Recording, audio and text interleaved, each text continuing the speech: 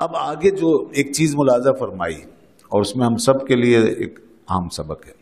فَإِذَا امْرَأَةٌ، ایک عورت کو دیکھا جہنم میں اسی وقت. حسبت انہ قال تخدشها حرۃ، تو آپ نے فرمایا کہ اس عورت کو ایک بلی کھروچے مار رہی تھی. جہنم میں عورت کے اوپر بلی مسلط ہے. جہنم خود کافی ہے عذاب دینے کے لیے، پھر اللہ پاک نے اس پہ بلی کو مسلط کیا، تو اس کا عمل کچھ ایسا تھا. بلی اس کو کھروچے مار رہے تھے. قلت ما شأن هذه، میں نے کہا کہ یہ کیا معاملہ ہے. قالوا حسبتها حتى ماتت جوعا، حبستها حتى ماتت جوعا، تو کہا فرشتوں نے کہ اس بلی کو اس عورت نے قید کر لیا تھا، مقید کیا تھا، اور یہاں تک کہ یہ بھوک سے مر گئی تھی. یہ بلی بھوک سے مر گئی. اور لا اطعمتها ولا ارسلتها، نہ اس نے، اس عورت نے اس بلی کو کھلایا نہ اس کو چھوڑا. تأکل، کہ وہ جا کے کچھ کھا لیتی. اور فرمایا قال من خشیش الارض، کیا کھا لیتی؟ زمین کی گھاس پھوس، یہ کوڑا کرکٹ وغیرہ وہیں پھرتی ہیں بلیاں، اس سے کچھ مل جاتا ہے تو وہ کھا پی لیتی، بچ جاتی. اس نے اسے باندھ دیا اور کچھ نہیں کھلایا، وہ مر گئی. ایک بلی کو اس نے مارا تکلیف دے کے. اللہ نے اسی بلی کو آگ کے ناخن دے کے اس کو مسلط کر دیا، اور وہ اب اس کو کھروچے مار رہی. تو جناب یہ دیکھیے جانوروں کے بارے میں، ایک جان جو ہے وہ جانور کی جان ہے اگرچہ، مگر اسلام میں اس جان کی بھی قدر و قیمت ہے. یعنی اتنی قدر و قیمت تو ضروری ہے، لازمی ہے ہر جاندار کی، کہ اس کو خواہ مخواہ ظلم کر کے نہ مارا جائے نہ ستائے. یہ تو لازمی ہے. کسی بھی جانور کو اذیت دینا یا اس کو مار دینا یہ جرم. لوگ کرتے ہیں، جانور پالتے ہیں، اس کے حقوق کا خیال نہیں رکھتے، اور جانوروں کو ایسے پڑا چھوڑ دیتے ہیں. دھوپ میں پڑے رہتے ہیں پنجروں میں بند جانور، کہاں جائے گا؟ تو اس کا ضرور خیال رکھیں. انسان تو اپنی بات سنا سکتا ہے، جانور تو بیچارہ وہ سنا بھی نہیں سکتا اپنی بات. تو اس لیے اس کی فریاد کہاں جائے گی؟ بندوں کے دربار میں تو جائے گی نہیں، کیونکہ کوئی دربار بندوں کا ایسا لگا ہوا نہیں کہ وہاں جا کے وہ اپنی دعائی دیں. کوئی عدالت نہیں ان کی، تو ان کے لیے اللہ نے اپنی عدالت رکھی ہوئی ہے. بالکل ڈائریکٹ یہ جو ایسی مخلوق کی جو ہوتی ہے یہ اللہ کے پاس جاتی ہے. اور حضور کی بارگاہ چونکہ ساری کائنات کے لیے بنائی گئی تھی نا، تو اس لیے آپ کی بارگاہ میں ایسے واقعات ہوتے تھے کہ ایسے مظلوم و ستائے ہوئے جانور حضور کی خدمت میں آ جاتے تھے. جب وہ حضور کے قریب ہوتے تھے یا رسول اللہ صلی اللہ علیہ وسلم ان کے پاس سے گزر رہے ہوتے اور کسی جانور کو ستایا گیا ہوتا تھا تو فوراً دعائی دیتا تھا وہ جانور. جانوروں کو معلوم تھا کہ یہ رحمت عالم ہے، وہ ارحم الراحمین ہے، یہ رحمت عالم ہے. اعلیٰ حضرت کا مجھے ایک شعر یاد آ رہا ہے، وہی رب ہے جس نے تجھ کو ہمتن کرم بنایا، وہی رب ہے جس نے تجھ کو ہمتن کرم بنایا، ہمیں بھیک مانگنے کو تیرا آستہ بتایا، تجھے حمد ہے خدایا. بنایا تو اسی نے. جانوروں کو بھی معلوم ہے اس بات کا کہ یہ بارگاہ ہے جو سب کی سنتی ہے، تو وہ آ جاتے. اونٹ آتے، اور یہاں صحابہ کرام کہتے ہیں کہ یہاں آپ کے کندھے مبارک پر اپنا جبڑا اونٹ نے رکھا اور رونے لگا،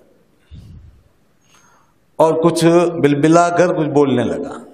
بس ہمیں تو اس کا بڑبڑ کرنا سنائی دیتا تھا اور کچھ نہیں، مگر بعد میں پتہ چلا کہ وہ اپنے مالک کی شکایت کرنے آیا تھا کہ یا رسول اللہ میرا مالک مجھے بہت تنگ کرتا ہے، مجھ پہ بوجھ زیادہ لاتا ہے، اور مجھے کھانا اور چارہ کم دیتا ہے، تو میرا مالک مجھے بہت تنگ کرتا ہے. حضور نے اس کے مالک کو بلوا لیا اور پھر وہ شکایت اس کو تک پہنچائی. اس سے وعدہ لیا کہ آج کے بعد تم اس پر یہ ظلم نہیں کرو گے. اس نے کہا یا رسول اللہ میں اس سے کام لینا ہی چھوڑ دوں گا، میں اس کی خدمت کروں گا. یا آپ کی بارگاہ میں آ گیا تو بس اب اس سے زیادہ اور کیا ہے، تو اب میں اس کی خدمت کروں گا. سبحان اللہ. چڑیا کی کیا حیثیت ہے بتاؤ، چو چو کرتی ہے ہمارے آس پاس یہ چڑیاں، نہ جانے کیا کہہ رہی ہیں.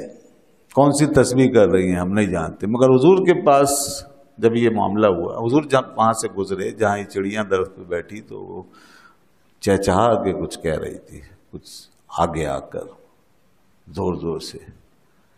حضور نے فرمایا کس نے اس کے بچے کو اٹھا لیا؟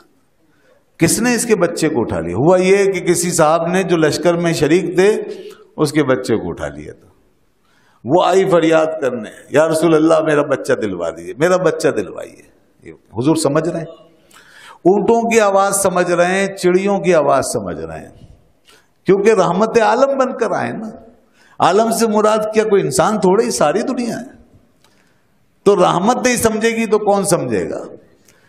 جیسے ماں اپنے بچوں کی ماں ہے، وہ اگر اپنے بچوں کی آہ نہیں سمجھے گی تو ماں کہاں رہے گی؟ وہ اپنے بچوں کا درد نہیں سمجھے گی تو ماں کہاں؟ بلا مثال سمجھا رہا ہوں، معاملہ اس سے بہت آگے کا ہے۔ ماں باپ کا معاملہ تو سب سمجھتے ہیں نا، حضور کی رحمتوں کی کیا بات ہے۔ اللہ نے اپنی شان رحمانیت کا جلوہ دکھایا ہے آپ کو رحمت العالمین بنا کے، کہ دیکھو جب یہ اتنے رحمت ہیں تو میں کیسا رحمان ہوں گا۔ یہ اصل معاملہ۔ تو اس لیے آپ نے چڑیوں کی فریاد سنی اور ہرنیوں کی پکار سنی۔ ہرنی جو ہے جناب وہ بھی اسی طرح باقاعدہ فصیح زبان سے کہہ رہی تھی، یا رسول اللہ، یا رسول اللہ۔ لوگوں نے سنا کوئی نہیں ہے، لیکن آواز آئی ہے تو پتہ اس وقت چلا جب حضور ایک پہاڑ کی اوٹ میں، ایک ٹیلا تھا اس کی اوٹ میں تشریف لے گئے تو وہاں وہ بندی ہوئی، وہاں سے آواز آئی یا رسول اللہ۔ پھر اس نے کچھ فریاد کی، حضور نے اس کو کھول دی۔ اس کے بعد پھر حضور نے فرمایا، اتنے میں اس کا مالک آ گیا تو فرمایا تم نے اس کو باندھو؟ تو آپ نے فرمایا اس کے بچے وہاں پر پہاڑ کے اس طرف وہ غار میں، وہ بھوکے ہیں، تم نے اس کو پکڑ کے باندھ دیا۔ وہ مجھ سے کہتی تھی مجھے کھول دے، میں اپنے بچوں کو دودھ پلا کے آ جاؤں، اور وعدہ کر کے گئی ہے کہ دوبارہ آئے گی، دودھ پلانے گئی ہے، کیونکہ دوسرے کی ملکیت تھی، حضور نے وعدہ لے لیا، ٹھیک ہے آ جانا۔ وائی جب پہنچ گئی تو مالک کا دل پسیج گیا، اس نے کہا یہ ہرنی وعدہ وفا کرتی ہے، ہرنی وعدہ وفا کرتی ہے، انسان توڑتے ہیں وعدے، ہرنی وعدہ وفا کرتی ہے۔ حضور نے فرمایا تو اس کو چھوڑ دو نا، پھر اس کو اس کے بچوں کے پاس جانے دو۔ اس نے کہا یا رسول اللہ میں چھوڑتا ہوں۔ جیسی آزادی ملی صحابہ کہتے ہیں چھلانگے مارتی ہوئی جا رہی تھی، وہ کہہ رہی تھی ساری حمدیں اس رب العرش کے لیے ہیں جس نے آپ کو رحمت عالم بنا کے بھیجا ہے، ساری پاکیاں اس ذات کے لیے جس نے آپ کو ہمارے لیے رحمت بنایا، آخری نبی بنایا۔ یہ ہے شان۔ تو یہ جانوروں کی فریادیں جہاں سنی گئی ہیں جس دین کے اندر، تو وہ امت جانور پہ ظلم کیسے کر سکتی ہے؟ جب جانور پہ ظلم جائز نہیں ہے تو انسانوں کا کتنا بڑا مقام ہوگا یہ بتائیے۔ تو ہمیں رحم کیوں نہیں آتا ان انسانوں پر جو جانوروں سے کئی ہزار گنا افضل ہیں اور اس کائنات کا خلاصہ ہے؟ تو ان انسانوں کے لیے کتنا درد ہونا چاہیے۔ جانوروں کا یہ معاملہ ہے، اور بہت سی باتیں ہیں حیوانات کے حوالے سے، بہت چیزیں۔ تو بہرحال آپ نے واقعات سنے ہوں گے، سیرت کی کتابوں میں پڑھے ہوں گے۔ میں تھوڑے سے مسائل کی روشنی میں کچھ باتیں عرض کر دوں۔ مسائل جو ہیں نا وہ ہمیں راستہ بتاتے ہیں، مسائل ضروری ہیں، اس کو فقہ کہتے ہیں، فقہ۔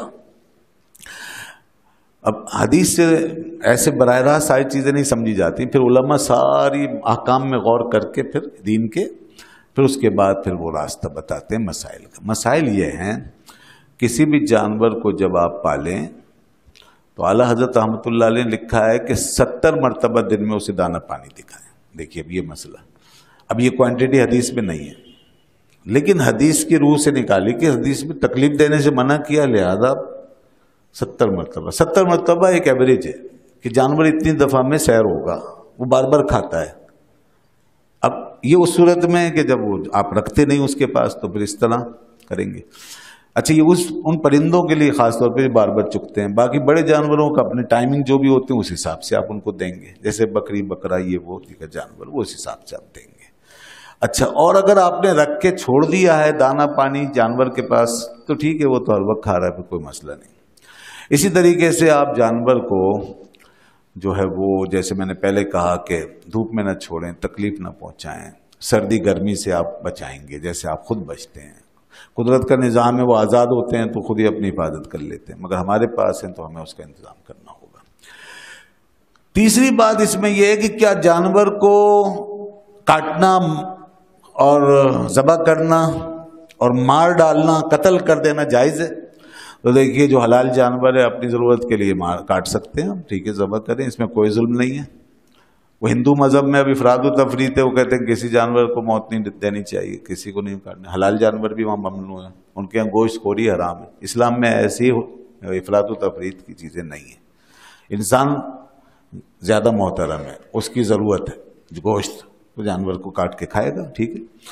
اچھا، اس کے علاوہ جانور کو بغیر ضرورت کے مارنا، جیسے مثال کے طور پر شوقیہ شکار گئے، مارا، پھینک دیا، حرام ہے۔ یہ وہی بات ہے، ایک جان کو ضائع کیا آپ نے، کوئی ضرورت نہیں تھی، آپ نے خود دل کی خوشی کے لیے، محض نشانے بازی کے لیے، یہ حرام ہے۔ چاہے مچھلی کا شکار ہو، چاہے پرندوں کا شکار ہو، چاہے چوپایوں کا شکار ہو، حرام ہے۔ شوقیہ کوئی شکار نہیں۔ ہاں، اگر ضرورتاً شکار کر رہے ہیں کھانے کے لیے یا کاروبار کے لیے تو اسلام نے اجازت دی ہے، اب وہ آپ کے مقصد کے لیے ہے، اور اسی لیے اللہ نے یہ چیزیں پیدا کی ہیں تاکہ انسان کے کام آئے۔ اسی طریقے سے جانور اگر موذی ہو گیا ہے، تکلیف دے، تو مار سکتے ہیں۔ اب چونکہ یہاں بھی انسان کا مسئلہ، انسان زیادہ اہم ہے، اور ایک جانور اس کو ستا رہا ہے، مار سکتے ہیں۔ کوئی جانور کاٹنے والا ہے، زہریلا ہے، بعض جانوروں کا تو حکم ہے دیکھو اور مار دو، جیسے سانپ، بچھو وغیرہ، وہ تو ہیں زہریلے، موذی ہیں، ان کو چھوڑ دینا تو حماقت ہے، ان کو تو مار دینا ہے۔ اس کے علاوہ بھی جو جانور موذی نہیں تھا اور ہو گیا، اس کو بھی مار سکتے ہیں، جیسے کتے وغیرہ کٹخنے ہو جائیں تو مار سکتے ہیں، اس میں اجازت ہے۔ یہاں وہ جو کتوں سے بہت زیادہ محبت کرنے والے لوگ ہیں نا ہمارے یہاں، انسانوں سے کم اور کتوں سے زیادہ پیار، ان کو درد اٹھتا ہے یہاں پہ، کتوں کے درد اٹھتے ہیں۔ جیسے کتوں کی ویکسین بھی نہیں بناتے ہو، کتے جو ہیں وہ جو چاہے کرتے پھر، اور مارنے کے لیے بات کریں تو کہتے ہیں نہیں بے زبان جانور ہے، ظلم ہو جائے گا۔ تو انسانوں کی اہمیت نہیں، کتوں کی اہمیت، تو بھائی مار سکتے ہیں، شریعت اجازت دیتی ہے۔ اگر کتا کٹخنا ہو گیا ہے، لوگ کاٹ رہا ہے، مار دیں، زہر دے دیں۔ بلی اگر ایسی ہو گئی تکلیف دہ، موذی، پریشان کن، تو اس کو بھی آپ مار سکتے ہیں۔ بلی کے بارے میں لوگ سمجھتے ہیں جی نہیں، وہ تو کوئی ایسی موذی چیز نہیں ہے، وہ ہو سکتی ہے، عام طور پہ موذی نہیں ہے، ویسے کبھی کبھار موذی ہو سکتی ہے، کسی وجہ سے موذی ہو سکتی ہے، کسی معاملے میں تنگ کر سکتی ہے، اور آپ اس پر قابو نہیں پا رہے ہیں، روک نہیں پا رہے ہیں، تو ٹھیک ہے، اسے ذبح کر دیں، اور یا کہیں چھوڑ دیں، چلیں، اگر اسے نہیں مار سکتے چھوڑ دیں، دور لے جا کے چھوڑ دیں، یہ بھی نہیں ہو سکتا ذبح کر دیں، زہر دے دیں، اجازت ہے۔ اسی طریقے کیڑے مکوڑے پیدا ہو جاتے ہیں گھر میں تو ماریں گے نا، ان کو مار سکتے ہیں، کوئی لیکن بلا وجہ ایک کیڑا، چیونٹی وغیرہ جیسے ہمارے آس پاس، اس کو خامخواہ نہ ماریں، بلا وجہ نہ ماریں۔ چیونٹی جو ہے وہ آپ کو ایسے تکلیف نہیں دیتی، اس کو نہ ماریں۔ مچھر آپ کو تکلیف دیتا ہے، مار دیں، بیماری پھیلاتا ہے، مار دیں۔ ہاں، چیونٹیوں کا بہت زیادہ وہ ہو گیا، ہجوم ہو گیا ہے اور پریشانی ہے تو ٹھیک ہے، پھر مار دیں، زہر دے دیں یا کوئی آٹا واٹا ڈالیں، اس سے وہ خود ہی چلی جائیں۔ بہرحال یہ سب چیزیں جانوروں سے متعلق احکام ہیں۔ اگر سواری کا جانور ہے تو اس پر اس کی طاقت سے زیادہ بوجھ نہیں لاتے۔ اگر ایک آدمی کی طاقت وہ اٹھا سکتا ہے، 2-3 آدمی اس پہ سوار نہ ہو، یہ ظلم ہے۔ حضرت عمر رضی اللہ عنہ لوگوں کو اس وجہ سے سزا دیتے تھے کہ جانوروں پر جب وہ بوجھ لاتے تھے تو آپ ان کو کوڑے سے مار کے فرماتے تھے کہ یہ اللہ کی مخلوق ہے، بے زبان جانور، تم نے اس پہ ضرورت سے زیادہ بوجھ کیوں لادا ہے؟ یہ چیز یہ یہاں پہ ان کے لیے حکم ہے۔ تو اس طرح کے بہت سارے احکام ہیں۔ اب ایک چیز رہ گئی، وہ یہ کہ کتے سے کتنا تعلق رکھیں۔ یہ جو گھروں میں کتے آج کل بہت بڑھ رہے ہیں، اب کلچر آ رہا ہے، ڈاگی کلچر آ رہا ہے میرے خیال میں مسلمانوں کے اندر، جو گوروں کا کلچر ہے۔ اب وہ بکرے بکریوں کا دور چلا گیا، کتوں کا اور ایسے جانوروں کا دور، اس کے بعد سور کی باری ہے، پھر شاید اللہ تعالی رحم فرمائے، اللہ رحم فرمائے ہمارے معاشرے پہ۔ ابھی یہ صورتحال ہے کہ لوگ کتوں کو ساتھ سلا رہے ہیں اور ساتھ کھلا رہے ہیں اور ان کو گودوں میں بٹھا رہے ہیں اور ان کو باقاعدہ جپیاں دے رہے ہیں پیار کی، اور ان کو بوسے لے رہے ہیں، چمٹا رہے ہیں، گلے مل رہے ہیں، گلے مل کے سو رہے ہیں، ان کو چاٹ رہے ہیں، اپنے آپ کو چٹوا رہے ہیں۔ یہ کیسی قوم ہے؟ گورا جو کرے وہ کریں گے، ہم اپنی چیزیں چھوڑ گئے ہیں، یہاں تک ہم چلے گئے۔ وہ تو سور کو بھی بہت پیار کریں گے، وہ بھی کروائیں گے ہم سے۔ تو یہ کلچر مسلمانوں میں خدا رہا یہ نہیں۔ کتا جو ہے ٹھیک ہے بے زبان جانور، وہ بھی ایک جانور ہے، مخلوق ہے، مگر کچھ جانوروں کو دور رکھنے کا حکم۔ ظلم تو کسی پہ نہیں، لیکن دور رکھنا۔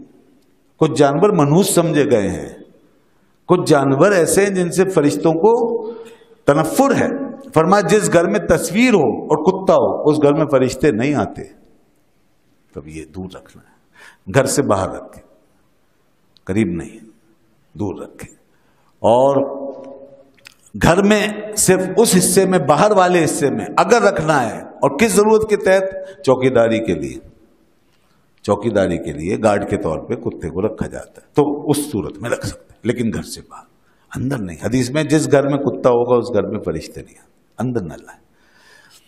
اور اس کا جھوٹا ناپاک ہے، اگر منہ ڈال دے گا کسی برتن میں ناپاک ہو جائے گا۔ کتے کا جھوٹا ناپاک ہے، بلی کا جھوٹا بھی ناپاک ہے، لیکن بلی کے بارے میں فرمایا چونکہ گھر میں بہت آتی جاتی ہے، اس سے رکنا مشکل ہے، تو اس لیے اس کے بارے میں حضور نے خاص رعایت عطا فرمائی ہمیں کہ اس کا جھوٹا پاک قرار دے دیا، وہ تمہارے پاس آتی جاتی ہے۔ لیکن کتے کا معاملہ یہ نہیں، وہ تو ہم لائیں گے تو آئے گا گھر میں، تو اس کا جھوٹا ناپاک ہے۔ اوپر کا جو جسم ہے وہ بہرحال پاک ہے، اگر وہ جسم سے لگ گیا تو یہ شرعی مسئلہ بتا رہا ہوں کہ کپڑے ناپاک نہیں ہوں گے، اوپر کا جسم اس کا، حتیٰ کہ اگر بھیگا ہوا بھی ہے پانی میں تو بھی آپ کا کپڑا وغیرہ ناپاک نہیں ہوگا۔ ہاں اس کا پسینہ ناپاک ہے، جو اس کا پسینہ نکلا ہوگا، اس کی رال، اس کا تھوک، یہ ناپاک ہے، یہ ذہن میں رکھیے۔ تو یہ چند احکام اس حدیث کے تعلق سے میں نے عرض کیے ہیں کہ بلی کا ذکر فرمایا تھا، اور جہنم میں وہ بلی اس عورت کے لیے عذاب بن گئی۔ اچھا اسی کے حوالے سے ایک چیز اور یاد آ گئی مجھے، کتے ہی کا ذکر ہے، دوسری حدیث ہے بخاری میں، یہ وہ بنی اسرائیل کا ایک آدمی ہے یا عورت ہے، وہ گزرے ہیں ایک کنویں کے پاس سے، کتا پیاس سے بلک رہا ہے۔ اب دیکھیے یہ مہربانی اپنی جگہ ہے جو یہاں بتائی گئی، کتا پیاس سے بلک رہا ہے، کنواں پاس ہے، گیلی مٹی چاٹ رہا ہے، اس نے دیکھا کہ یہ جاندار ایک تڑپ رہا ہے، پانی نہیں ملا، اسے گیلی مٹی چاٹ رہا ہے، وہ آگے بڑھا، اس نے اپنے جوتے میں اپنا رومال سے جوتے کو باندھا اور جوتے میں پانی نکالا کنویں سے، اور پھر وہ پانی اس کے منہ میں ڈالا، اس کے کتے کی پیاس بجھائی، اس طرح وہ پھر وہاں سے چلا گیا۔ حدیث میں آتا ہے اللہ تعالیٰ نے اس شخص کو صرف اس کی وجہ سے بخش دیا۔ دیکھیں دونوں چیزیں الگ الگ ہیں، ایک طرف نفرت اتنی رکھو کہ اسے گھر میں نہیں لانا، بس اس سے دور رہو، اور دوسری طرف اگر وہ ایک جاندار کی حیثیت سے دیکھو اور اس پہ کوئی ظلم ہے، اس کی جان خطرے میں، تو بچاؤ، اس پہ ظلم نہ کرو، بچاؤ، اس میں اجر ہے۔ یہ ہے دین۔ دین کے سارے احکام جو ہیں کیسے متوازن انداز میں ایک دوسرے کے ساتھ وابستہ پیوستہ ہے، یا کوئی چیز ایسی نہیں جو ایکسٹریم چلی جائے، کہ اس میں ایکسٹریم جانے میں یہ ہے کہ انسان گھٹ جائے گا، وہاں سے مائنس ہو جائے گا، جیسے کہ ہوتا ہے دنیا میں۔ تو انسان کو بیچ میں رکھ کے پھر ساری چیزوں کو متوازن بنایا دین نے۔ جانور کے حقوق کیا ہیں، بچوں کے حقوق کیا ہیں، غیروں کے حقوق کیا ہیں، اپنوں کے حقوق کیا ہیں، پڑوسیوں کے حقوق کیا ہیں، یہ حسین نظام ہے، سبحان اللہ۔